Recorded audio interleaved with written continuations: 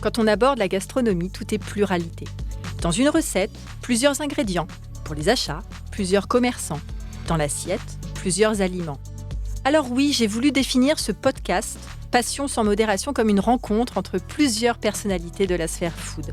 Une vraie tablée souriante grâce à laquelle vous passerez, je l'espère, un très bon moment. Le dénominateur commun, ce sont des convictions et une passion dévorante de mes invités pour le métier qu'ils incarnent sans modération. J'anime, ils s'expriment, elles racontent, vous écoutez et nous partageons une table, ensemble.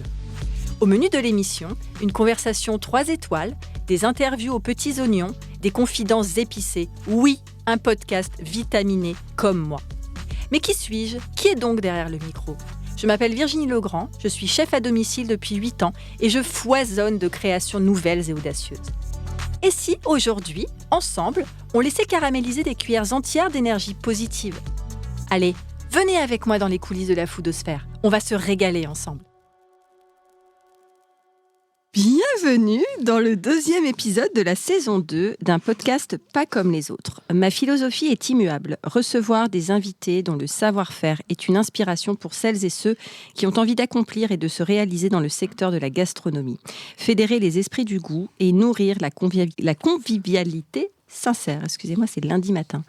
Aujourd'hui, je reçois au micro Ndiché Azadarf, cofondateur de la maison Beauté qui fabrique des produits gourmets aux saveurs persanes. Bonjour Ndiché. Bonjour. Anne Fortin, créatrice d'événements autour du cacao et du chocolat. Bonjour Anne. Bonjour. Mathieu Mercier, guide et auteur gastronomique. Bonjour Mathieu. Bonjour, bonjour. Et Fabrice Potier, maître artisan boulanger-pâtissier à Marcoussis dans l'Essonne, ancien candidat du meilleur pâtissier et de la meilleure boulangerie sur M6. Bonjour Fabrice. Bonjour à tous. Alors Mathieu, je commence avec toi. Je suis là, super. Alors, tu es guide gastronomique. En quoi consiste cette activité plutôt touristique, culinaire, culturelle ? Voilà, c'est un espèce de mélange un peu compliqué parfois, plutôt ludique et sympathique, entre ces 3 choses. Donc, je guide des clients pendant 2 à 3 heures. Et je les emmène dans des adresses que j'adore, principalement dans le Marais ou à Saint-Germain. Et je leur fais goûter... Pardon ? Des Prés, parce qu'il y a Saint-Germain-en-Laye aussi. Oui, pardon, dans excuse-moi. Paris. Oui, c'était je restais intramuros. Oui, des Prés. Et donc, c'est un plaisir colossal que d'aller les visiter à chaque fois. Voilà, je suis amoureux de leur travail, je suis amoureux des artisans, des bons produits. Donc, j'adore partager ça avec mes clients. Et c'est comme une petite porte qu'on ouvre sur parfois un nouveau monde pour eux. Et souvent, ça se passe extrêmement bien. Donc, souvent, ça veut dire qu'il y a des moments où ça se passe pas bien. Alors... Non, ça se passe toujours bien, mais des fois, on va dire que l'entame peut être un petit peu, un peu sèche. Bancal. Parfois, c'est un peu compliqué avec des clients qui sont très blasés, assez snobs, qui ont un peu tout vu, tout truc, voilà. Et donc, pour les intéresser, les remuer, les titiller, des fois, c'est un peu long, voilà.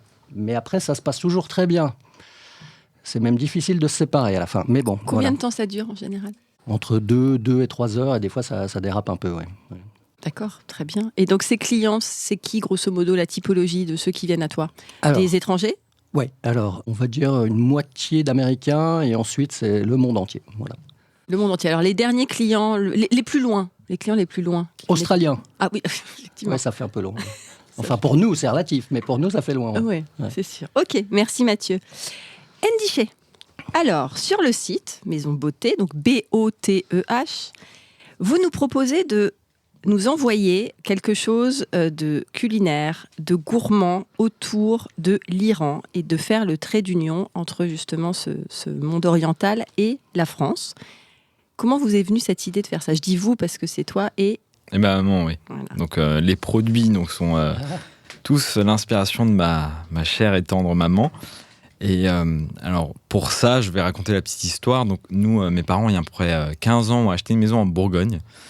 Et on s'est rendu compte qu'on avait un cochier dans le jardin. Et donc, une année, on se retrouve à avoir 40-50 kilos de fruits. Et ma mère, ayant un passif de fleuriste, et déjà à l'époque, elle avait un magasin de fleurs cours de Vincennes. Et déjà à l'époque, en fait, elle faisait un peu ce qui était avant-gardiste à l'époque, des bouquets avec des marshmallows, avec des pommes... avec des choses qu'on ne s'attendait très pas. Créative, voilà, déjà. très créative. Et donc d'un coup, elle se retrouve à devoir faire 40-50 kilos de fruits. Elle se dit, bon, je vais faire de la confiture. Et comme elle ne peut pas juste faire un seul parfum, et comme elle a ses origines iraniennes, parce que mes 2 parents donc viennent d'Iran, elle a rajouté des épices iraniennes. Et petit à petit, en fait, elle a fait goûter ça à ses collègues, à ses amis. Et tout le monde lui a dit, oh, c'est trop bon. C'est vraiment, voilà, il y a des différentes saveurs. On sent le côté français. Il y a aussi le côté donc iranien avec les épices, avec le côté floral. Et voilà, ça m'est resté dans un coin de la tête. Et donc, on va dire à peu près 15 ans après. Moi, ça m'est toujours resté dans un coin de ma tête. Et puis, il y avait aussi le côté entrepreneurial de ma mère qui s'est arrêtée.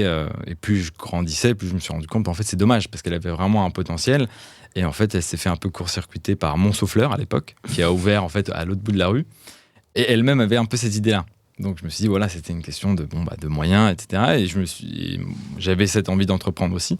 Et je me suis dit, tiens, on va se lancer là-dedans. Donc après, il y a eu, à travers j'ai eu la chance d'aller dans une école qui était en face de l'Institut Paul Bocuse. Donc du coup, à ce moment-là, il y avait une association gourmet. Oui, donc il y avait une inspiration. Voilà, donc je me suis dit, tiens, on va tenter. Et puis, on a fait goûter au chef de l'Institut Paul Bocuse. On a fait une petite... à Noël, on a fait un petit shop, on va dire, dans l'école. Et on a vendu ça aux étudiants. En 1 heure, on a vendu 115 pots. Je me suis dit, tiens, il y a peut-être quelque chose à faire. Pas mal. Et ouais. Et en fait, on avait fait l'aller-retour à Paris jusqu'à Lyon pour remplir les pots avec des amis. Enfin bref, c'était très marrant. Et en plus, dans les appartements d'étudiants. Et donc, du coup, là, je me suis dit, pourquoi pas. Après, il y a eu des stages d'études. Et à la fin, il y a un peu le côté classique où je me suis dit, j'ai pas envie de faire des PowerPoint, des Excel. Je préfère aller faire avec ma maman derrière la marmite. Et donc, c'est là où vient, parce qu'en plus, en France, il y a le côté, en plus, même, c'est inscrit à l'UNESCO maintenant, le repas gastronomique des Français. Donc, c'est vraiment ce côté de partager des bons moments ensemble, de célébrer les moments de la vie. Bon, je vais pas trop m'éterniser, mais voilà. Donc, c'est l'idée de venir, en fait, apporter... faire le trait d'union, comme tu dis, entre la France, donc ce côté où on adore le repas, et en Iran, c'est pareil. Donc, on adore aussi. Il y a un peu ce cliché, mais c'est vrai que on est assis par terre sur les tapis iraniens avec une nappe. Avec plein de voilà, plats il y a beaucoup de choses. Et en Iran, c'est vraiment, il y a plein de fruits. C'est impossible. Si demain tu vas chez un Iranien, le lendemain, tu as mangé tellement de fruits que voilà. Donc, il y a beaucoup de fibres dans les fruits. Donc, si tu vas chez un Iranien, exactement. Voilà. Et en plus de ça, tu as tout le côté, avec du safran dans le thé, avec différentes saveurs. Super. Donc voilà, t'en ressors. Et donc c'est un peu le trait d'union, en plus avec le côté, en France, on a plein d'AOP, d'AOC, et en Iran aussi avec le safran. Alors c'est pas appelé de la même manière, mais en tout cas, on a des produits vraiment très terroirs, et c'est venir en fait faire le trait d'union entre les deux. Donc j'en dirai un peu plus après. Bien sûr, merci beaucoup. Anne, alors toi, tu as une vraie histoire d'amour pour le chocolat. D'où ça vient ? En fait, j'ai été bercée par les odeurs de chocolat en quelque sorte. Mon arrière-grand-père, Pierre Fortin, avait fondé une chocolaterie en 1909. Il était assez prolifique parce qu'en 1910, rien qu'en 1910, il a déposé plus d'une 30aine de marques de chocolat. Alors, mes petits coups de cœur et qui sont d'à propos ce matin, c'est Saut du lit commence bien la journée et Au petit lever commence bien la journée. Et après, on peut suivre toute l'histoire au travers de ces marques. Donc, il y a eu le chocolat des poilus, le chocolat du goûter des femmes, donc des dizaines et des dizaines de marques qu'il a déposées, que je découvre encore récemment à l'INPI, en fait. Et mon grand-père, mon père, ils ont toujours travaillé, y compris quand la chocolaterie familiale a été vendue à Gaston Lenôtre, que j'ai eu la chance de côtoyer. Et un petit nom, ça, Gaston. Oui, donc pour moi, j'étais adolescente et bon, je me souviens d'un charisme incroyable. C'est avec pas forcément qu'avec la hauteur de la toque, mais quelqu'un d'assez incroyable. J'allais de temps en temps mettre des noix sur les chocolats, les chocolats là-bas à la chocolaterie. Et ce qui m'avait le plus marqué, ce sont les pralinés, l'odeur du praliné frais qui me ramenait régulièrement des chocolats. Et le praliné, c'est vraiment quelque chose qui m'avait beaucoup marqué.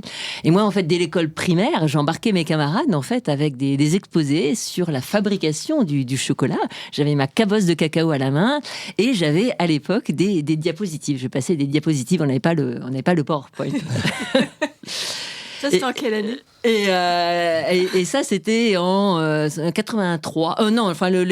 Les diapositives, c'était en 75 par là. Voilà, je suis de mai 68. Hein. Ça remonte pas. C'est les bails. Voilà. Voilà.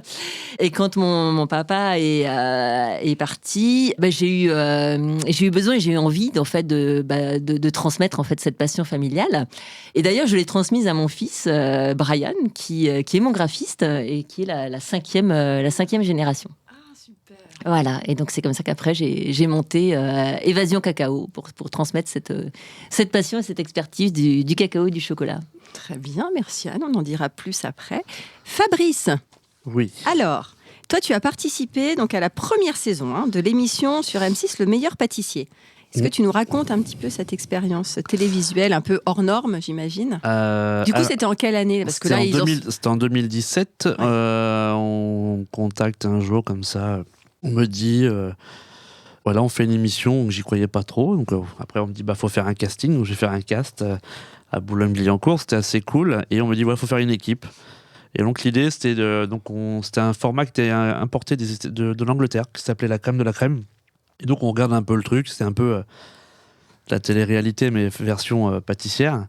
Et du coup, on s'est inscrit. J'ai demandé à mes 2 meilleurs potes s'ils voulaient faire l'émission, parce que je me suis dit que ce serait un bon moyen de bien rigoler. Parce que moi, l'idée première, c'était plutôt de passer un bon moment et que ça reste gravé dans nos mémoires, plus que d'aller dans une compétition pour gagner, parce que en soi-même, on savait que ça allait être unique. Donc on s'est dit, autant rigoler, autant un peu foutre le bazar. Donc on était un peu les mauvais élèves de l'émission, mais c'était assez rigolo. Et donc c'était une belle expérience. Ça nous a permis de nous remettre en question, de voir l'univers de la télé, parce que c'est pas du tout notre univers. C'est-à-dire qu'on est sur des choses qui sont complètement, entre parenthèses, limite scénarisées, et quand on n'a pas cette expérience-là, c'est quand même quelque chose d'assez étrange, parce que on va prendre, admettons, si on fait des beauty, les gâteaux vont rester 3-4 heures en prise de vue, en plein avec les éclairages et tout. Forcément, un gâteau en 4 heures sans frigo, il fait un peu la tête. Donc il y a plein de choses comme ça, mais c'était une belle expérience. En plus, on avait la chance d'avoir face à nous des grands noms quand même, Frédéric Beau, Philippe Conticini, Pierre Hermé, Cyril Lignac. Donc quand vous avez des chefs comme ça, notamment un de mes anciens chefs qui est Pierre Hermé, c'est quand même, vous avez un peu la pression quand même. Mais c'est cool. Et donc du coup, comment ça s'est terminé ? Ça s'est terminé bien. Comme je dis, on n'attendait rien. Donc non, ça s'est bien passé. On a fait une belle épreuve. Beaucoup de gens ont été marqués par notre pièce en sucre, parce qu'à l'époque, j'avais réalisé... Alors voilà, c'était quoi ta création ? J'avais fait une pièce, donc le thème, c'était la mer, et j'avais fait une pièce autour du Poséidon. J'avais fait une sculpture en Poséidon en sucre. Ah ouais. Et du coup, c'est vrai que visuellement, c'est quand même quelque chose qui était hyper technique en peu de temps, parce qu'on n'avait que 3 heures. Donc, 3 heures à 6 mains. Non, 3 heures à 6 mains, mais réellement, j'étais le seul à savoir faire du sucre. Donc c'était rigolo, mais et on avait fait une belle prouesse quand on avait ça, parce qu'eux, ils avaient aussi des petits gâteaux à faire en trompe-l'œil. Donc on avait fait des coquillages, des galets donc en trompe-l'œil. C'était assez sympa, c'était des babas. On parlait de baba et de rhum tout à l'heure, donc voilà. Donc c'était assez cool, et là-dessus, on s'est bien rattrapé, parce que la première épreuve, on avait été un peu moyen. Mais c'était cool, et c'est une belle expérience, et j'invite les gens à faire ça, et s'ils peuvent le faire, voilà, faut s'attendre à rien, mais c'est une belle expérience. Bien sûr, et puis c'est se dépasser aussi finalement. C'est d'être on était dans une ferme, donc ça nous change de nos labos ou d'un lycée hôtelier. Ouais. On était dans un corps de ferme, il faisait -5 dehors, donc c'était improbable, mais c'était cool. Top, ouais. Bravo d'avoir été déjà jusqu'au bout. Mathieu. Alors, Du coup, tu inclus des dégustations dans tes prestations. Comment ça se passe ? Tu fais déguster quoi ? Ça boit, ça mange, ça lit ? Ouais. Qu'est-ce que c'est ? Non, alors ça lit pas, mais ça fait tout le reste. Donc on goûte beaucoup. Je fais chocolaterie, pâtisserie, charcutier, boulanger. Et puis je termine systématiquement dans une cave, parce que c'est important de boire un peu Tu les séquestres, tes jus de raisin fermenté. Ah, d'accord. Non, j'ai même pas besoin. De Il temps en reste. temps, je dois les pousser dehors. Ouais, des fois, c'est compliqué. Je sors le balai et oh. Mais non, c'est La clepsydre est écoulée. c'est bon. ça. Voilà, je mets Le sablier. le sablier, voilà. Non, mais c'est énormément de bonheur. En plus de ça, je visite des artisans que j'adore. Je suis fasciné par leur boulot. Je vois tout le temps leur création, comment ils réfléchissent, ce qu'ils proposent, etc. Et puis, je suis un peu le relais entre ce qu'ils font et des foodies. Voilà, des gens quand même qui sont intéressés, qui sont ouverts d'esprit, qui ont envie de découvrir, de connaître. Et voilà, c'est un héritage culturel colossal, fou, et complètement bouillonnant et mouvant en plus de ça. Et j'essaie de faire un peu l'interface du mieux que je peux entre ces deux mondes. Voilà. Super. Et du coup, les artisans que tu mets à l'honneur, tu reviens chez eux ou après tu t'ouvres à chaque fois la gamme, tu vas les voir, tu leur dis voilà, est-ce que vous pouvez être dans entre guillemets le catalogue de mes visites? Comment ça se passe? Ou tu y vas en mode spontané? Alors, il y a des adresses que je fais régulièrement parce que je les adore.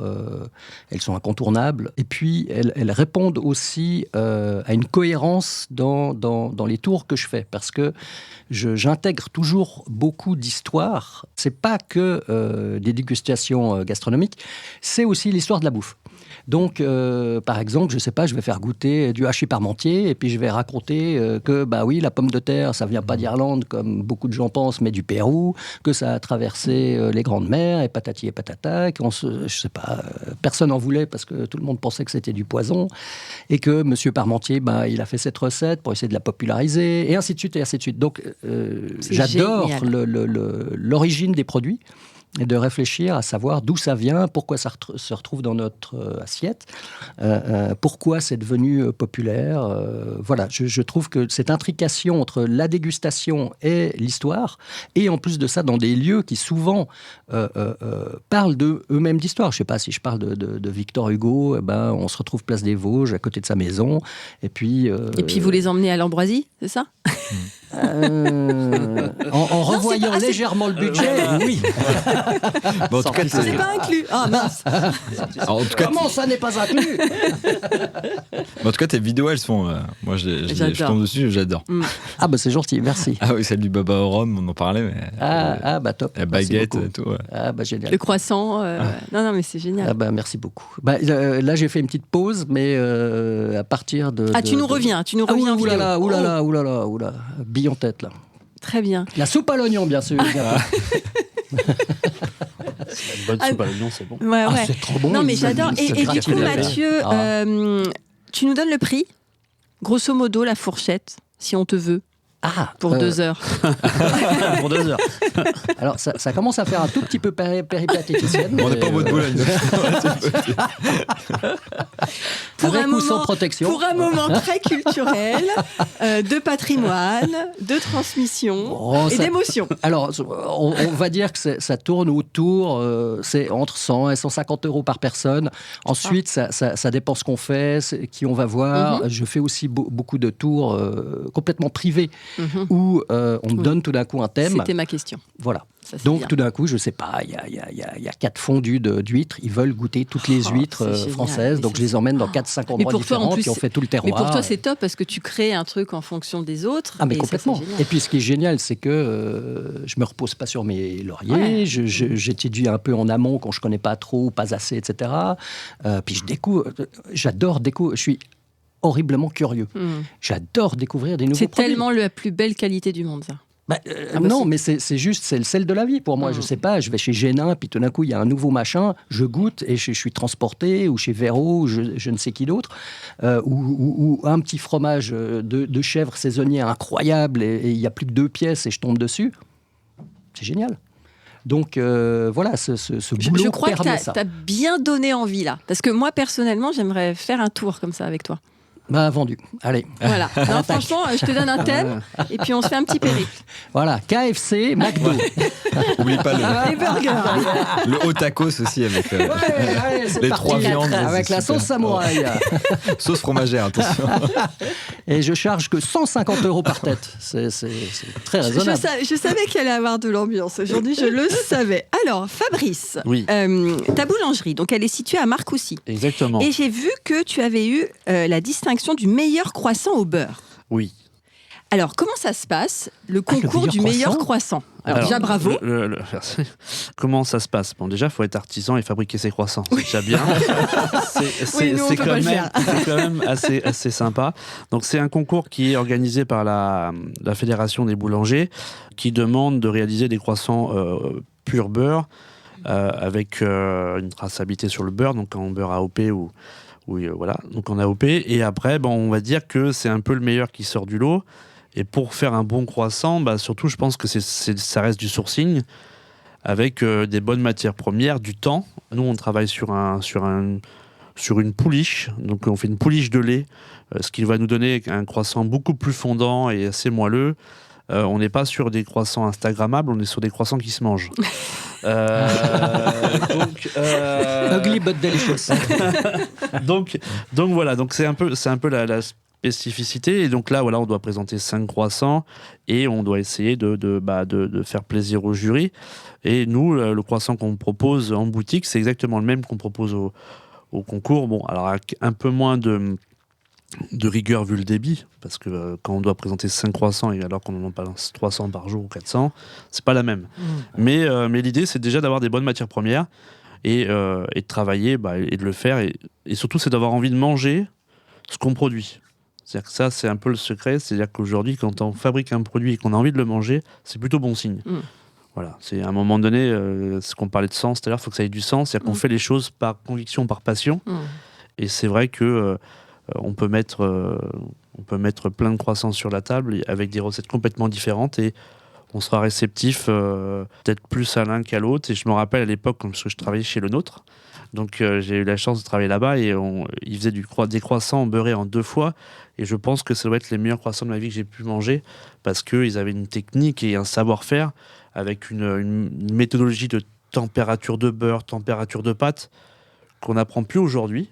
Et parce que c'est aussi un métier qui se perd, le métier de tourier, mais je pense qu'aujourd'hui, l'image de la France, ça reste comme au niveau de la gastronomie, du pain et de la boulangerie, les croissants et la baguette. Quand même. Bien sûr. Pardon, ça veut dire quoi beurrer Je 2 confirme. fois? Oui, alors, et le beurre, quel beurre? Alors, moi, je travaille sur du beurre français. Souvent, c'est du beurre normand ou breton. Je préfère normand parce que je suis normand. Donc, c'est des beurres, ce qu'on appelle les beurres de tourage, des beurres techniques. Donc, moi, en plus, je travaille pour une marque. Donc, du coup, je travaille avec cette marque-là. Mais parce que je reste persuadé. Et après, on enrichit en crème fraîche pour avoir un peu plus, soit plus long en bouche, etc. Donc, ça, c'est hyper important. On est sur des farines qui sont des farines un peu locales parce qu'elles sont dans le 77, donc à Verdelot, chez les moulins bourgeois. Sur des farines Label Rouge et surtout celle qu'on prend nous, c'est une farine qui est fabriquée 100% en Ile-de-France. Donc c'est aussi intéressant de savoir d'où on vient, qu'est-ce qu'on met dans nos produits, parce qu'aujourd'hui, réaliser quel que soit le produit, c'est toujours intéressant de connaître la provenance des matières premières et que ça nous permet aussi d'assurer une qualité et de savoir ce qu'on mange aussi, parce qu'aujourd'hui on ne sait plus trop ce qu'on mange et ça fait la différence. Donc ça c'est assez cool. Voilà. Et donc Yanisha avait une question pour... Oui, beurrer 2 fois. En fin de compte, ils ont une technique, c'est qu'ils me faisaient un premier tourage, je lui mettais du beurre, vu qu'ils mettaient beaucoup de beurre. Et le fait de mettre en 2 parties, c'était plus facile à tourer. C'est-à-dire que c'était incorporer le beurre à la pâte. C'est-à-dire que la pâte à croissant, c'est une succession d'épaisseurs de pâte et de beurre. Mais vu qu'ils avaient une très grosse masse de beurre à mettre, ils le faisaient en 2 fois pour pas que le beurre ramollisse trop et que ce soit pas travaillable, on va dire. D'accord. Mais ça faisait un travail exceptionnel, quoi. C'était ce qui est compliqué à faire aujourd'hui en production parce qu'il y a des gros volumes.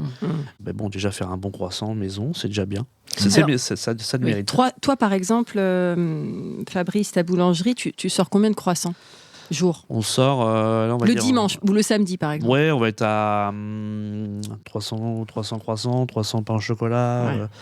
Ouais. Parce que les plus grosses ventes quels que soient les commerces, c'est croissant, pain au chocolat. Après, le reste. Chouquette. Le Chouquette aussi, non? Ouais, le chouquette, mais ça reste plus pâtisserie, c'est Ouais. pas trop viennoiserie. Ouais. Mais ce qu'on vend le plus, c'est croissant, pain au chocolat. Bon, Chouquette, c'est donc pâtisserie. Ouais, parce que C'est c'est de la pâte à choux. Ouais, Ouais. c'est ça, Mais c'est voilà. vrai que ça C'est va dans produit- un panier c'est avec. un produit boulanger, Ah ouais. mais Ah, c'est pas du tout rage. Ah, Donc, ouais. voilà, c'est Intéressant, Et la baguette, distinction. combien de baguettes? baguette. Alors ça dépend parce que on tourne, on peut aller jusqu'à tout confondu, jusqu'à 1000 baguettes par jour. Et tu vends plus de Ah ouais. baguettes ou de tradition? Tradition. Ouais, ouais. Voilà, Ouais. c'est-à-dire que depuis que la Belle tradition est arrivée, et ce qui est très bien aussi, parce qu'il faut savoir que la tradition, c'est pas une baguette qu'on peut considérer comme bio, mais c'est une baguette où il n'y a aucune injonction d'additifs et de choses qui rentrent pas dans le cahier des charges de la baguette de tradition française. Et donc c'est plutôt pas mal, parce que du coup ça permet d'avoir des baguettes qui sont un peu plus saines, et surtout que je trouve vraiment très très bonnes, quoi. C'est bien fait, c'est très très bon. Mm. Quoi. Et dedans il y a que quoi? Il y a de la farine, du sel, de la levure et de l'eau. Mm. Rien d'autre. Et basta. Et basta, pas d'améliorant, Voilà. pas d'anticloque, pas de conservateur, pas de trucs de poudre à la perlimpinpin. Et, voilà. Et c'est vrai que la tradition, aujourd'hui, chez l'ensemble des boulangers, d'ailleurs, il y a plein de boulangers aujourd'hui sur Paris surtout, qui ne font que de la tradition. Ah, il y en a C'est pas vrai. mal, ouais. Ouais, Ils ont vraiment laissé de côté. Ouais, la baguette. Parce que la baguette, classique. c'est aussi un métier, c'est aussi technique, la baguette. Mm. La baguette française est assez technique à faire. Et du coup, il y a de moins en moins de gens qui savent le faire. Mm. Donc voilà, Parce que si je dis pas de bêtises, la tradition c'est réglementé, exactement. mais la baguette ça l'est pas? Au niveau de la recette, non. Ah d'accord, ok. Non. C'est pour ça que Non. tu peux retrouver plus de... C'est-à-dire que la baguette, par exemple, sur une baguette classique, on peut rajouter des améliorants parce qu'elles sont panifiées sur 24 heures ou sur 48 heures, et ce qui permet que dans le temps, ça se conserve. Ou même on peut avoir des volumes, des choses comme ça. Donc moi, c'est pas trop ma tasse de thé, mais bon, voilà. D'accord.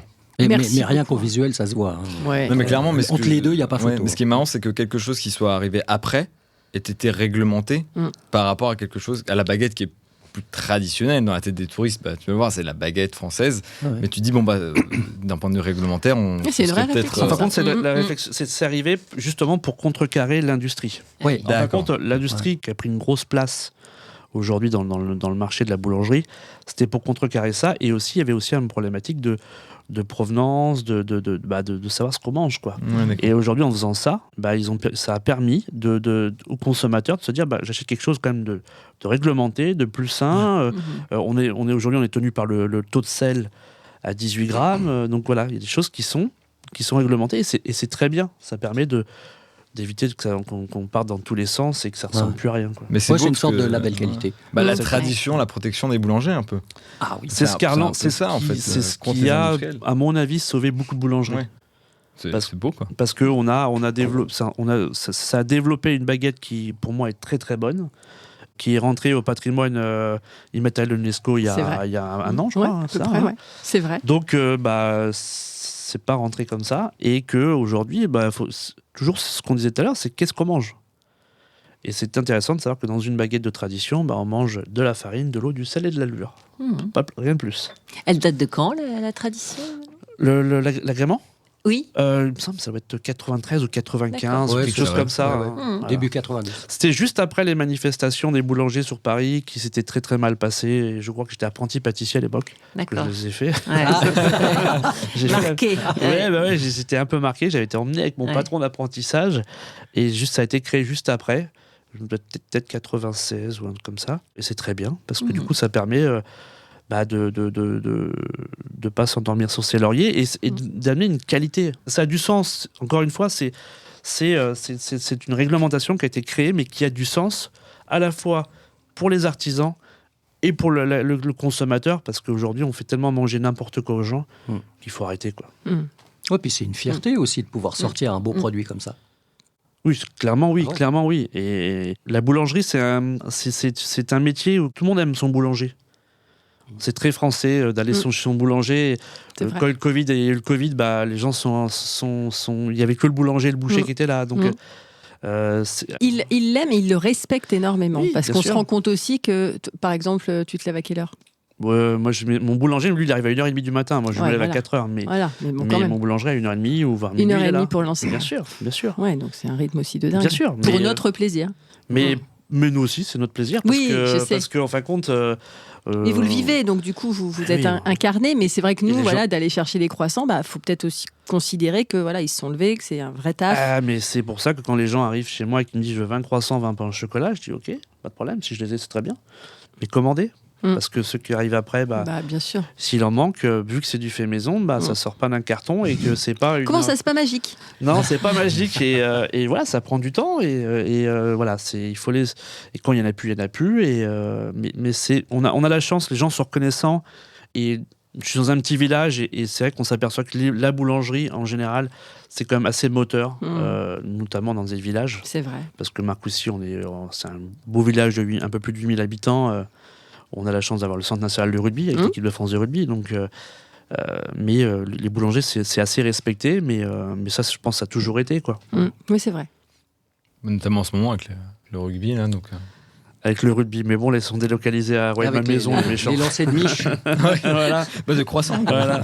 En tout cas, merci, super intéressant. Merci beaucoup, Fabrice. Andy Fay, du coup, on continue sur quelqu'un de passionné aussi, je crois.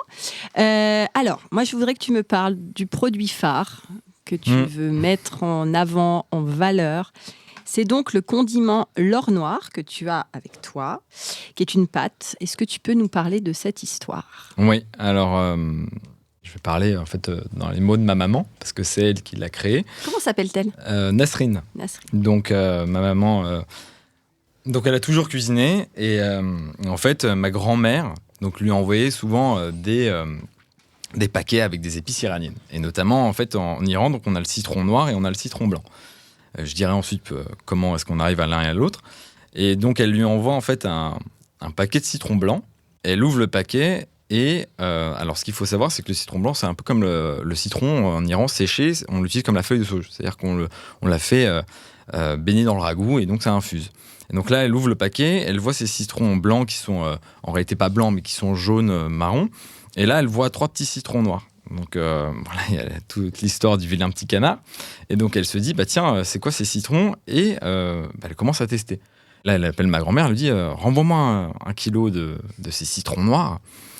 Et donc elle lui renvoie et là elle dit c'est incroyable, et donc elle commence à cuisiner avec, et donc jusqu'à venir à créer donc cette pâte de citron noir que nous avons appelée l'or noir.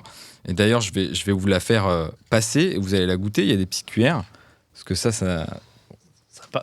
parle mieux. Ouais. Vas-y, dis, à toi l'honneur.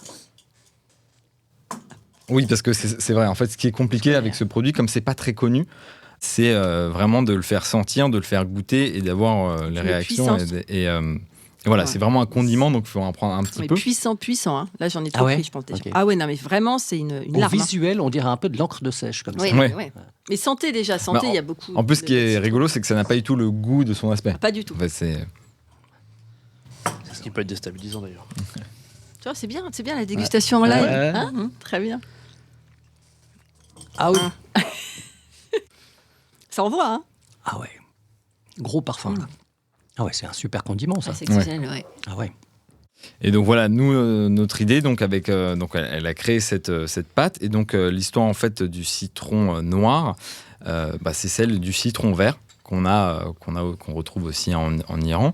Et donc c'est un citron qui va être, donc il y a le citron blanc alors les 2 citrons vont être d'abord mis dans de l'eau bouillante, salée, ensuite dans de l'eau glacée. Et ensuite, le citron noir, pour qu'il devienne noir, va être enfoui sous le sable du désert. Et le citron blanc, lui, va être étalé sur le désert.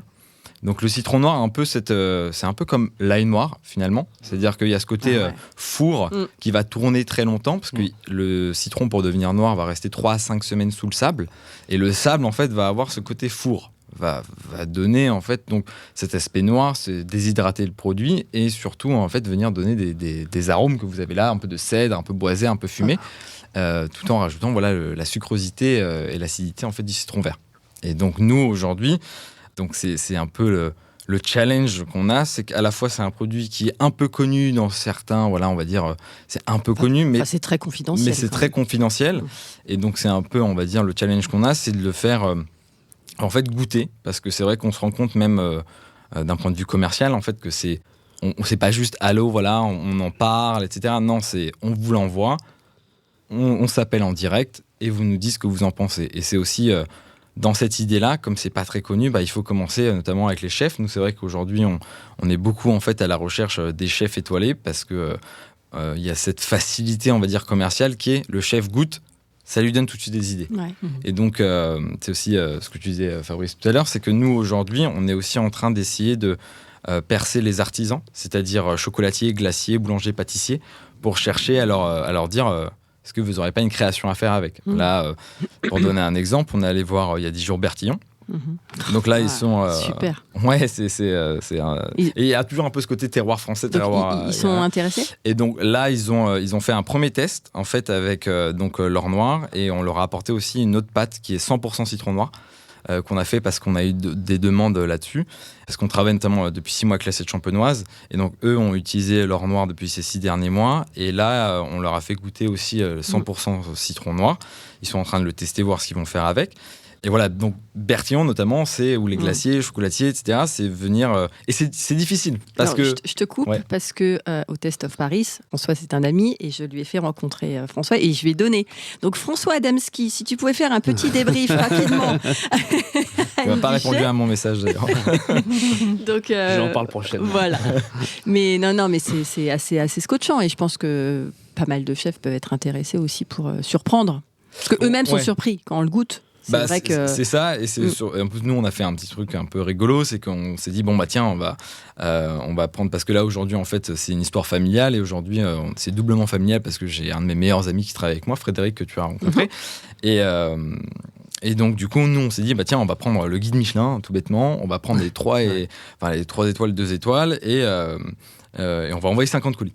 Donc on a fait 50 petits paquets avec un petit échantillon comme celui-là. On a essayé de faire un petit effet sympa. On a brisé des citrons noirs dedans, histoire d'espérer que quand il l'ouvre, en fait, ça sente un petit peu. Voilà. Et après, donc, on les a appelés les uns après les autres à la chaîne, et on a eu 50 retours, des très bons retours. Mais c'est un peu compliqué parce qu'après, il faut arriver au bon moment avec les cartes, etc. Mais du coup, on fait le travail pour les relancer petit à petit. Donc là... on a eu des Alsaciens, donc la Meurize là, qui nous en a pris. On a eu Bernard Loiseau, et la Chèvre d'Or. Donc, des petites adresses des relais châteaux. Oh, mais alors voilà, c'est petit, tu vois, mais ça va petit à petit. Et Bien c'est sûr. vrai que c'est. Mais c'est déjà, tu te rends compte le gage de crédibilité que tu as par ces gens, ces grands, qui reconnaissent la qualité du produit. Enfin, c'est incroyable. Ouais, moi j'ai le côté un peu moins artistique, plus pragmatique. Oui, ok, d'accord. Il y a côté business, bien sûr. Mais je veux dire qu'on te reconnaisse aussi dans la cohérence, dans leur passion gastronomique. Tu vois, tu as ta place là-bas. C'est ce qu'on aime à penser en tout cas. Et voilà, donc là on continue. On aimerait bien continuer là-dedans, donc surprendre, et c'est ce côté-là. Donc c'est le côté surprendre et se dire voilà, on amène. Et c'est la meilleure manière en fait parce que notre mission c'est faire découvrir les saveurs persanes. Donc c'est la meilleure manière que d'essayer d'avoir des artisans qui font des productions, et petit à petit c'est comme ça qu'on l'amène, comme les Libanais aujourd'hui qui sont très connus. C'est vrai. Et que je remercie d'ailleurs, parce que c'est aussi grâce notamment à eux que des gens comme nous on se dit tiens, on va essayer aussi avec les saveurs iraniennes. Et donc voilà, petit à petit on cherche à faire ça. Bravo, merci beaucoup. Et d'ailleurs, Mathieu, je me suis inspiré, parce qu'on ne les a pas encore faites, mais tes vidéos nous ont vachement inspiré. Tu es un inspirateur, Mathieu. Et on a beaucoup d'idées, mais je pense que j'aurai des questions après pour ça. Mon Dieu, je vais monter mon pourcentage. Alors, Anne, si on parle de dégustation, donc toi tu fais des dégustations autour du chocolat et du cacao. Tout à fait. Comment tu les réfléchis, comment tu les mûris, comment tu les structures? Oui, alors en fait, moi j'ai participé à un certain nombre de dégustations, mais il y a peu de dégustations de chocolat et de cacao aujourd'hui sur Paris et la région parisienne. Moi, ce qui m'a manqué en fait dans ces dégustations, c'est toute la partie en amont du chocolat. Et c'est là-dessus où j'ai souhaité effectivement mettre l'accent. En fait, dans les dégustations que j'organise, on a en fait 6 produits qui sont 100% cacao. Alors, je ne vais pas tous les donner, parce qu'il y a des choses un petit peu plus confidentielles, mais on va déguster de la fève crue, de la fève torréfiée, pour essayer de bien comprendre un petit peu d'où arrivent les arômes dans le chocolat, en fait. C'est pas qu'un pourcentage, des fois un petit peu marketing sur une tablette, mais ça vient de plein de choses. Ça vient d'un terroir, ça vient d'une variété, ça vient d'un type de fermentation, ça vient de la façon dont on torréfie. Ça vient beaucoup de beaucoup de choses. Et c'est d'expliquer un petit peu toutes ces influences, en fait, donc aromatiques. Et après, donc être passé par cette phase cacao, on attaque vraiment la phase chocolat. Donc là, il y a des surprises, c'est-à-dire qu'en fait, on va faire des dégustations où je vais même demander, voilà, qu'est-ce que vous avez l'impression de déguster ? Est-ce que c'est du chocolat au lait, du chocolat noir ? Et souvent, j'ai pas la bonne réponse, en fait. Donc, c'est des choses qui sont pas forcément si évidentes que ça. L'idée, c'est de surprendre, de faire déguster des choses que les gens n'ont jamais dégustées, faire revenir sur un petit peu ce qu'ils pensent savoir sur, effectivement, connaître sur le chocolat, de pas être axé que sur un pourcentage de cacao, parce que chocolat à 60% peut être très amer et à 80% peut ne pas l'être. Par exemple. Et on va ensuite déguster des chocolats avec justement un pourcentage de cacao assez similaire, puisqu'en fait, pour la dégustation, là, c'est à peu près unanime. Tous les experts diront qu'il faut être à peu près entre 70 et 75% de cacao. Et donc, on va comparer. Moi, je fais déguster des chocolats de plantation, donc que je fabrique manuellement, en fait, dans leur intégralité.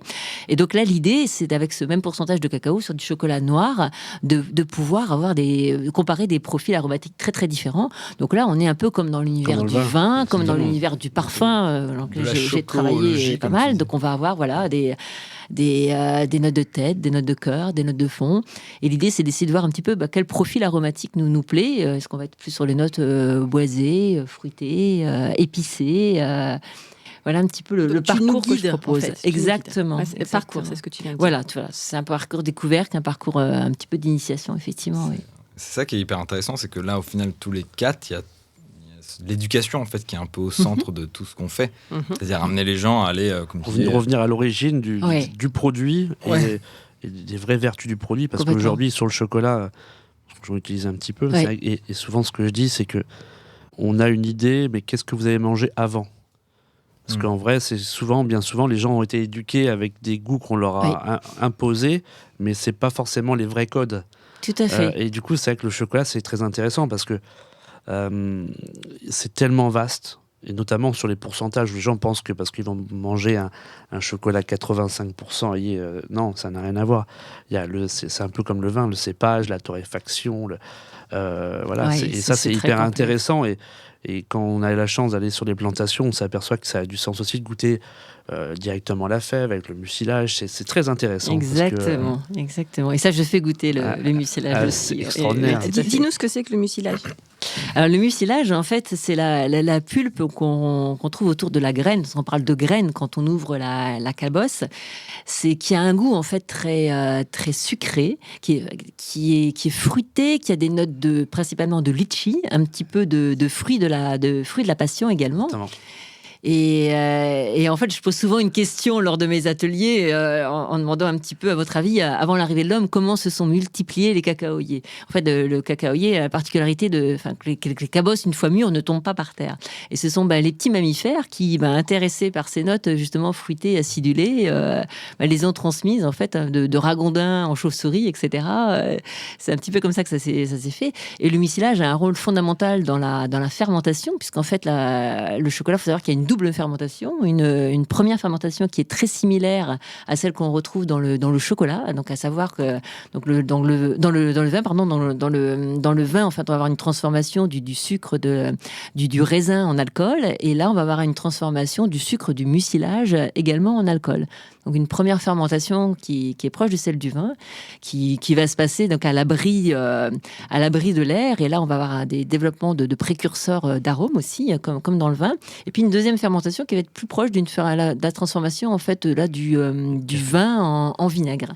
Et là qui va se passer en fait plus à l'air. Donc et cette étape de la fermentation, elle est fondamentale. Alors elle n'est pas toujours pratiquée, et on peut faire bouger beaucoup de choses. Aujourd'hui, on a des chocolatiers qui viennent sur place, qui viennent dire moi je veux plus une fermentation en 6 jours, mais je la veux en 5 parce qu'on va avoir telle ou telle aromatique qui vont se développer. Ça reste encore très empirique et il y a plein de choses à faire. Il y en a même qui font une 3e fermentation d'une certaine façon et qui vont faire infuser par exemple de l'orange en fait dans les fèves de cacao pour avoir du coup un chocolat avec des notes oranges mais sans apport d'arômes ou de choses artificielles. Et donc là, le champ des possibles, il est immense en fait. Ouais, la créativité. Exactement. Merci Anne. Mathieu, alors tout à l'heure, tu nous as dit que tu faisais donc un tour de Paris autour de la gastronomie. Moi, je veux que tu nous donnes 3 adresses incontournables. Alors, où on y va avec toi ou sans toi. Mais tes trois adresses de cœur. Alors ça, c'est compliqué parce que 3 adresses veut dire toutes les autres à côté dont je ne parle pas et que j'aime aussi beaucoup. Donc, avec lesquelles tu vas te fâcher. On va pas faire 25 adresses. On n'a pas le temps de citer 25 adresses. 3 mais adresses, c'est compliqué. Non, ou alors, je sais pas, à la rigueur, le type de magasin. Non, mais en chocolat, Jacques Génin, pour moi, c'est... Donc, où ? Dans le Marais, Nord-Marais. Et je trouve que c'est d'une justesse, d'une délicatesse, d'une invention. Le premier chocolatier cuisinier. Ouais. Parce que c'est un cuisinier à la base. D'accord. Ouais, complètement. Il est très intéressant. Et c'est un génie, ce monsieur. Ah, mais voilà. Franchement, à chaque fois que j'y vais, je suis sur le cul. Ouais. Je goûte des choses, c'est hallucinant. Et voilà, et tout ça encore dans une magnifique humilité, générosité. En ce moment, par exemple, il fait des glaces.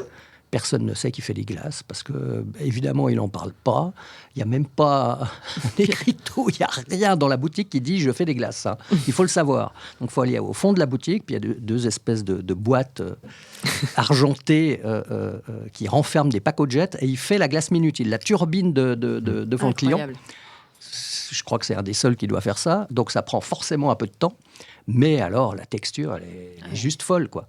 Donc, voilà. Ça, voilà. Donc, adresse 1. Oui. Jacques Génin, top. Oui. On valide. Non, parce que du coup, est-ce qu'en amont, pour ceux que tu connais pas, tu vas... Parfois, c'est complètement, t'y vas en mode freestyle. Ah, ça tu prépares. Non. Tu te dis, tu es avec tes clients, tu passes devant un truc, on va aller voir, et puis tu rencontres, tu discutes, et ils acceptent. Ah, ça peut arriver parce que, alors... Excuse-moi, juste les groupes sont de combien en général? Ça dépend. Le plus que tu aies eu? Je dépasse jamais, on va dire, 6-8. Oui, c'est ça. Donc ça reste très Très intimiste, et c'est le but. Que ça reste Bien familial, intimiste, et Bien surtout pas... le drapeau, le haut-parleur. Oui, Notre-Dame, notre boîte. Avec le I Love Paris sur le... Ah, c'est ça, en tuk-tuk, c'est encore mieux. La flotte de tuk-tuk. Mais, donc, improvisation, quelquefois. Alors, ça peut arriver parce que... comme j'essaie de m'adapter au mieux à mes clients, de temps en temps, il y a des imprévus, des impondérables. Je ne sais pas, tout d'un coup, il y a un client assez âgé qui a de la peine, qui a beaucoup de peine à marcher. À ce moment-là, je revois complètement mon tour pour qu'on marche le moins possible. Donc, plutôt de faire cette adresse, on va faire celle-ci. Je ne sais pas si tout d'un coup, on se prend... la mousson, comme c'est arrivé il y a à peu près 3 semaines, où on est tous totalement trempés en 2 secondes. Là aussi, j'essaie de trouver un plan B ou C ou D. S'il y a par exemple des enfants aussi, ça peut m'arriver. Alors, quand les enfants sont trop petits, des fois c'est un peu compliqué, mais des fois on a des surprises hallucinantes. Moi, je me suis retrouvé avec des gamins de 10-11 ans qui étaient incroyablement curieux, avec un palais super développé. Mais bon, c'est pas tout le temps, des fois c'est pas trop ça. Mais par exemple avec des adolescents, je vais orienter le tour sur des choses qu'on va dire un peu plus ludiques, festives. Donc j'adapte en fonction. Voilà. Et les enfants, c'est hyper intéressant parce qu'ils ont des papilles gustatives bien plus développées que les nôtres. Ah oui. Ils ont et puis, 2 fois plus, il me semble. Et puis surtout, ils sont très cash. Moi, Ouais. j'adore ça. C'est spontané. Ah, j'aime pas. Tout le tralala. C'est pas bon. Tu sais, le C'est pas snobisme, bon. l'étiquette, le truc. Rien à Le fiche. filtre, pas de filtre. Aucun Pas de filtre. filtre. Ouais, mais des fois, c'est très ça. C'est droit au but. Ouais. Alors, tu as combien de bonnes adresses au répertoire? Alors là, j'ai une... Véro aussi, Maison Véro. Je trouve qu'en charcuterie, c'est quand même... Pâté croûte. Fort sympathique, pâté croûte de dingue. Là, en ce moment, Moi, je j'y sais vais pas. souvent, il est à la Lafayette Gourmet, il y a un comptoir à la Lafayette Gourmet, Ah bah c'est voilà. très très bon. Le Levantin, en ce moment, je suis un peu collé sur le Levantin, j'aime beaucoup. Leur jambon persillé est dingue. Là, toutes les terrines qu'ils font, là, par exemple, là, ils font une terrine de vitello tonato juste magnifique. Celle au pot-au-feu aussi, ça c'est génial. Je fais ça avec des touristes. Je leur dis, ah bah voilà, c'est un pot-au-feu. Alors ceux qui connaissent le pot-au-feu me regardent et disent, il est fou, c'est une terrine, c'est pas un pot-au-feu. Virginie, un déjeuner après là, parce qu'on. De toute façon, c'est toujours ça. C'est toujours ça. Je suis désolée, mais c'est vrai que ça donne souvent très faim. Merci. Alors, première partie finie. Deuxième partie, je vous invite à prendre 4 petits papiers, chacun. Suspense. Bon, du coup, on n'a eu qu'une adresse. Hein. Oui, c'est ça. Il y en a eu deux. Il y en a eu Allez, deux. il y a eu Véro. Alors, troisième. Peut-être troisième. Alors, tu as dit chocolat, tu as dit charcuterie. Qu'est-ce qu'on... Non, ça, c'est une... Non. Ça, c'est... Il y a les cartes Ça rentre. de mon ancien podcast. J'ai même pas eu le temps de checker. C'est bon. 4. Ok. Ça marche. Bon, troisième adresse en passant, Laurent Dubois pour les fromages. Ah. Où? Alors là, je vais surtout à celui de Saint-Paul. Mhm. Et c'est la caverne d'Ali Baba, quoi. Je veux dire, Mathieu, 4 petits tickets. la qualité des fromages, d'affinage, tout est. C'est quoi ton fromage préféré? Ah bah, ça change Tout toutes en les fait. semaines. Ça dépend de l'hygrométrie, de la saison, du feeling. Alors, Donc là, Anne, tu peux commencer. Vous faites les 4 à la suite, comme Julien Lepers. alors ça c'est organisé. C'est vieux, ça. Donc je l'ai dit. Tu lis et tu réponds. Ah, amaretto ou Grand Marnier? À Grand Marnier, sans hésiter. Merci. Fraise ou framboise? Framboise. Paris-Brest ou Saint-Honoré? Paris-Brest. C'est à côté de chez moi. Et cuisine asiatique ou méditerranéenne? Et là, je pars sur la méditerranéenne également. Avec une petite préférence pour un plat? Une bonne paella. Ah, oui, une bonne paella. Très bien. On continue dans la gourmandise. Ouais. Hein, Mathieu? Alors, gourmet ou gourmand? Une fusion des deux, on va dire. Ou gourmand, je préfère gourmand. Ouais. Bec salé ou bec sucré? Salé, clairement salé. Boudin blanc ou boudin noir? Bah oui, boudin noir. Oui, ça reste quand même très réconfortant. Ensuite, éclair ou tartelette? Tartelette au citron. Meringué? Non. D'accord. Avec la perle, avec l'or noir, ça serait pas mal. Voilà. Ah mais carrément. Ah ouais. ouais. C'est la première chose que j'ai pensé quand je l'écoutais tout à l'heure. On en parlera après. Ah ouais, parce que dans la famille des agrumes, c'est quand même assez génial. Ouais. Juste parenthèse, faut que tu rencontres l'agrumiste. Oui, il m'a pas répondu encore. Ah. Enfin, je l'ai eu, mais bref. Laurent, s'il te plaît, est-ce que tu peux répondre à une Ah c'est ça, on passe les messages. Voilà. Fabrice? Alors, coquillette ou spaghetti? Alors moi, ça serait coquillette avec simplement un plat d'enfance, des coquillettes avec un bon jambon braisé, un vieux comté, Oh là là. cuit façon risotto, que ce soit un peu... voilà, ça serait merveilleux. On C'est- aime. C'est ce que j'adore faire donc à mes enfants, donc ça c'est top. Tandoori ou Colombo? Je dirais tandoori. En plus, il n'y a pas très longtemps, j'étais en vacances en Inde. C'était très cool. Céleri ou chou? Alors moi, ou chou-fleur. Chou-fleur, parce que j'ai un souvenir d'un gratin de chou-fleur quand j'étais enfant, et ça, je trouve que c'est merveilleux. C'est des choses qui sont à la fois simples, mais voilà, qui sont très gourmandes. Et zester ou mandoline? Eh ben, je dirais pareil, un mélange des deux.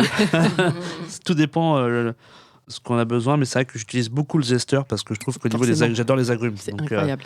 je trouve que ça, tout de suite, on est dans l'agrume. C'est incroyable et aujourd'hui, en plus, on a des moyens de zester rapidement des produits et faire du volume. Ça, c'est assez cool. Et ça, zester, je valide. Top. NDC? Alors, béarnaise ou mayonnaise? Mayonnaise. C'est vrai que juste avec du pain. Maison, une bonne bien mayonnaise. sûr, maison. Bien sûr. Faite par ma mère, bien sûr. Évidemment. Avec une touche de citron noir, bien sûr. Ah. Bien sûr. Chocolat blanc ou chocolat noir? Alors, je vais peut-être en décevoir certains, mais en fait, ça me fait penser avec le chocolat blanc. Nous, on est en train de chercher à faire une recette avec des épines vinettes et du safran. Et c'est vrai que le chocolat blanc avec le côté sucré révèle davantage ces Intéressant. saveurs-là. Donc, je vais dire plutôt chocolat blanc. Bordelais, Bourgogne ou Alsace? Alors, dernièrement, j'ai passé un très bon moment. J'ai bu du Gewürztraminer. Donc, je vais dire Alsace. Et là, il n'y a pas de hasard. Citron vert et citron jaune. Oh, j'ai pas- Citron noir, quoi. Citron noir. Citron noir. Évidemment, j'adore. Très On bien. va changer la question. Alors, une question. Est-ce que vous pouvez continuer la phrase ? Pour moi, cuisiner, c'est... Oh, la tête de Mathieu. Ah ben c'est plein de choses. C'est d'abord du plaisir. Voilà. Merci Mathieu. Pas plus tard que hier soir, j'ai fait des côtes de porc de noix de Bigorre avec mes 2 gamins. Et on s'est marré comme des petits fous. Et surtout, ben voilà, mon fils a travaillé le beurre, du romarin, de l'ail, patati patata. Et de le voir faire ça avec toutes les senteurs, avec le son et tout, c'était juste magique. Quel âge a-t-il ? 17. Ah, bien. Transmission. Bah oui. Bah oui. Oui. Ben, c'était comme moi avec ma grand-mère. Elle faisait par exemple des croûtes au fromage. Chut, parce que ça va être une question. Ah, pardon. Fabrice ? Cuisiner, je dirais, c'est du partage, de l'émotion et beaucoup d'amour. Voilà, c'est beau. Alors pour moi, le cuisiner, c'est en fait c'est du travail bien fait. C'est-à-dire que je m'explique, c'est nous, il y a 1 an et demi, on a monté une cuisine à importée de gastronomie iranienne. En fait, donc on avait mis un peu maison beauté sur le côté parce qu'il y avait eu Covid, etc. Donc, et j'ai aussi cette idée de concept de street food iranienne. Donc du coup, et on a eu moi qui ne suis pas du tout formé pour la cuisine, et donc on a eu ce côté. Donc il y a vraiment le côté découper, nettoyer. Et pour moi-même, je ne suis pas un grand gastronome. Moi, truc que je mange presque tous les jours, c'est des œufs avec du piment un peu fort et une sorte de sel aromatisé avec des légumes déshydratés, etc. Mais après, oui, il y a le côté travail bien fait et en fait, je tiens ça de ma mère aussi, le côté quand je fais pour les autres. Voilà, là, j'ai fait une salade pour mon coloc il y a quelques jours. Bah, tu découpes un peu bien. Je suis pas un grand artiste. Tu t'engages en fait. Voilà, tu t'engages. Et en fait, tu mets ton petit melon et après. Oui, c'est faire plaisir et c'est surtout, moi, ce que j'aime bien, oui, c'est découper ta planche, tu la nettoies bien, tout est bien fait, et tu manges et tu te mets à table une fois que tout est nettoyé. Oui. Ouais. Que t'es soulagé, c'est voilà, bon. t'es soulagé. C'est fait. C'est fait. C'est fait. Anne ? Alors moi, ça va être plus voyager et ensuite explorer. Moi, je suis une grande voyageuse et j'adore ramener des épices, en découvrir de nouvelles. J'adore les voir sur pied. C'est vrai que je me souviens, je crois qu'un des premiers voyages que j'ai fait en Afrique, c'était Zanzibar, c'était l'île aux épices. Et quand on voit, au départ, on a la cannelle en poule chez soi, et là, on voit que c'est l'écorce d'un arbre. Et ça, c'est des découvertes. C'est fascinant. Ouais, c'est fascinant. Tu reviens de Madagascar, là ? Ouais, je reviens de Madagascar et j'ai plein de petites épices pour toi. Je t'ai ramené plein de choses et oui, des choses sympas, des choses du poivre sauvage, des choses waouh. Et de la chance. Et donc oui, après c'est Kombava, tout ça, c'est d'essayer de refaire des petites choses chez soi, mais très modestement, parce que moi j'ai du mal à suivre une recette. Mais voilà, c'est continuer à vivre son voyage au travers des épices et de ce que je peux ramener. Mais c'est très beau tout ça. Alors, je ne sais pas si vous le savez, mais moi je suis une ancienne prof de lettres, avant d'être chef. Donc forcément, je vais vous parler de Proust, en citant un passage de Proust. Mon Dieu. Mais quand d'un passé ancien rien ne subsiste, après la mort des êtres, après la destruction des choses, seule, plus frêle mais plus vivace, plus immatérielle, plus persistante, plus fidèle, l'odeur et la saveur restent encore longtemps comme des âmes à se rappeler, à attendre, à espérer sur la ruine de tout le reste, à porter sans fléchir sur leur gouttelette presque impalpable l'édifice immense du souvenir. C'est très beau. Quelle est donc votre Madeleine de Proust ? Ah oui, c'est ça. Il faisait toujours des phrases très courtes. Hein. Il n'y a pas de virgule, il n'y a pas de point. La première phrase, je crois qu'elle fait 4 pages. La recherche du temps perdu. Voilà. Donc, Alors, voilà, toi, tu me l'as dit déjà tout à l'heure, vous avez parlé des souvenirs, beaucoup d'émotions. Donc, c'est dans la cuisine, c'est ancré en permanence. Si vous avez un plat, voilà, un souvenir, un plat ou une odeur, ou peu importe. Ah, Anne, elle a l'air de vous la répondre. Oui, disons que moi, j'ai un petit peu dit tout à l'heure aussi, c'est vraiment la boule pralinée de mon papa. Clairement, la boule pralinée de mon papa qui est toute fraîche, en fait, qui a quelques heures et qui me ramenait presque tous les jours, oui. Super. Alors moi, ça va être la raclette. D'accord. Voilà. Pourquoi ? Parce que je suis suisse d'origine. D'accord. D'accord. Donc j'ai été nourri à la raclette étant petit, au ski, à la raclette et un peu au vin blanc, mais un peu plus tard quand même. Et voilà. Quand je me retrouve dans le chalet de famille, qu'on est tous ensemble, et puis qu'on racle une belle raclette d'alpage, alors là, ouais, c'est Oui, parce que fabuleux. la raclette, faut quand même préciser, tu as dû faire une vidéo là-dessus. La raclette, c'est pas le petit poêlon avec les trucs Mon Dieu. carrés, machin. Non, Jamais de la vie. c'est la tome voilà, qu'on Ah non, gratte, non, quoi. c'est la vraie La meule. demi, La c'est la meule. meule, la demi-roue avec le vrai réchaud à raclette, et on racle. Bah oui. J'ai appris l'année passée à ma fille à racler, et donc elle a raclé pour toute la tablée, on devait être 12-14, Oh là là. et c'était une énorme fierté, parce que Mais c'est génial. rien que de voir le regard de mon père avant qu'elle racle, c'était une grosse pression. Hein. Ouais. Il était très inquiet. Elle a failli se prendre une raclée. Elle a hein. été- Oh là, ça rigolait Très plus bien, du tout. très bien. Elle a été à la hauteur. Ah oui. Non, c'était magnifique. C'était vraiment là un grand moment comme ça, oui, de transmission un peu familiale. Mais ouais, la raclette chez nous, ça plaisante pas du tout. Ouais, c'est bien ça. Très bien. Brice. Moi, ce serait sûrement la Turgoule. Parce que ma famille étant en Normandie, tous les ans, mais j'ai même encore à 45 ans, ma tante me fait de la Turgoule pour mon anniversaire. Alors, rappelle-nous ce que c'est que la turgoule. C'est bien diététique, ça. C'est on va dire un riz au lait qui est cuit au four toute une nuit avec une note de cannelle à l'intérieur. Et c'est quelque chose qui, voilà, c'est mon petit péché mignon. Alors j'en mange une fois par an. Mais voilà, ça, c'est mon souvenir et ça serait peut-être ma petite Madeleine de Proust. Ouais. Top. Et toi ? Alors moi c'est le poulet au safran de ma maman. C'est donc en fait c'est un plat qu'on appelle zelech polo bamol en persan. Zelech ce sont les épines vinettes.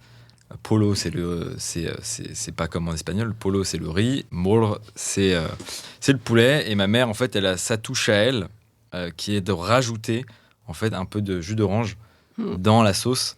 Et ce qui vient en fait contrebalancer un peu avec de l'acidité, de la sucrosité. Et parfois, elle mélange aussi des oignons. Et ça, en fait, voilà, c'est le plat du dimanche. Ça doit pas être mal, ça. Ça donne faim. Et donc, et en fait, après, elle fait donc ce qu'on appelle un tadik. C'est un riz qui est retourné, qui est cuit avec une croûte. Et en fait, elle vient mettre des étages d'épines vinettes, de pistaches. Et c'est beau et c'est bon. Donc, Merci. Alors, la dernière question, et pas des moindres. Attention, la pression. J'aimerais que vous me donniez votre définition de la passion. Fruit de la passion. Non, pas fruit de la passion. il y a des belles chansons. Là. Non. Il n'est pas là, je ne l'ai pas invité. Francky, on te salue, mais voilà. Alors, parce que je sais pas, j'ai senti que vous êtes... Moi, en fait, le dénominateur commun de tous mes invités, c'est que j'ai émis l'idée qu'ils pouvaient être un peu passionnés. Je ne sais pas pourquoi. Voilà. Donc, tous les invités qui sont venus à ce studio-là, il y en a eu à peu près 90, m'ont donné leur définition de la passion. Et il nous faut un petit numéro, alors. Bah, écoute. Mais Alors, voilà, passion, ça m'intéresse. Bon, je commence. Oui. Non, mais je l'ai dit tout à l'heure. Mais bien sûr, vous avez dit plein de choses. C'est la curiosité. Exactement. Voilà. Pour moi, c'est le synonyme complet. C'est-à-dire que tant qu'on a cette espèce de feu, d'avoir envie de découvrir, de partager, de se mettre aussi des fois un peu en danger. Bien sûr. Voilà. Un peu sur la sellette, un peu comme ça, ça amène du vivant. Voilà. Donc, passion égale découverte pour moi. Ouais. Parfait. Moi, la passion, ça va être le partage et la transmission. Parce que je pense que c'est aussi préserver notre patrimoine de penser à transmettre, à partager. Et quand on partage avec passion, en fin de compte, ça passe tout seul. Hein. C'est assez fluide. Ça c'est fluide et ça a du sens. Et que, en fin de compte, aujourd'hui, c'est ça. Je pense que moi, je dirais partage et transmission. Très bien. Merci Fabrice. Ouais, moi, je te rejoins tout à fait. En fait, c'est un trop-plein en fait, qui fait que voilà, on a besoin de partager, on a besoin de transmettre, on a besoin. Enfin, moi, j'ai besoin de faire découvrir, de surprendre en fait. Ouais. Super. Bon, C'est beau tout ça. Moi, j'ajouterais le côté défi aussi, passion, le côté on pense au feu, on pense à tout ça, le côté un peu défi qui est aussi d'aller, donc ça va avec la curiosité, mais c'est aussi d'aller défier un peu les statu quo, on va dire, d'aller se dire, tiens, goûte ça. Briser les codes. Voilà, briser les codes. Bien Il y a sûr. un peu, pour moi, dans la passion, il y a ça. C'est construire des choses tout en prenant ce qu'il y a de bien. En fait, c'est et briser déconstruire puis construire. Voilà, c'est un peu ça, sans être trop philosophe, mais c'est un peu de ça. Ça, c'est mon côté prof. Hein, tu vois, Il y a le base jumping aussi pour ça. Ça marche bien. Et maintenant, nous avons 3 heures pour. Alors, du coup, je vais être obligée de conclure. Une session d'enregistrement qui nous a tous les 5 remplis de joie et de sourire. Je pense que ça s'est entendu. Mes invités ont fait l'éloge de la gourmandise, du savoir-faire, de la qualité artisanale et surtout ont incarné toutes les dimensions de la passion sous le prisme de l'émotion. Éduqués au goût, au manger vrai, c'est une très très belle ambition. Bavards, créatifs et curieux, ils ont enflammé le studio. Merci Fabrice. Merci. Merci Anne Dichet. Merci. Merci Mathieu. Merci. Merci Anne. Merci à tous. Et à très bientôt. Merci Virginie. Merci Virginie. Merci. Et à très vite. À très bientôt. Ça y est, notre rencontre prend fin. Merci à tous mes invités d'avoir accepté mon invitation et d'avoir joué le jeu de la sincérité et de l'authenticité. Merci à vous d'avoir suivi nos échanges. J'espère que ce podcast, Passion sans modération, a nourri votre curiosité et qu'il vous a donné faim. J'ai aimé, en effet, mettre en lumière toutes les personnalités qui contribuent à faire de l'alimentation et de la gastronomie une pierre angulaire de notre beau pays et de notre art de vivre. Alors, on se donne rendez-vous au prochain épisode ? Pour prolonger l'expérience gourmande, retrouvez moi et mon univers sur mon site communique-passion.fr. Créons-nous prochainement un rendez-vous dans votre cuisine pour un menu qui nous ressemble à l'occasion d'un événement qui vous rassemble. Vive le fait maison et vive la passion!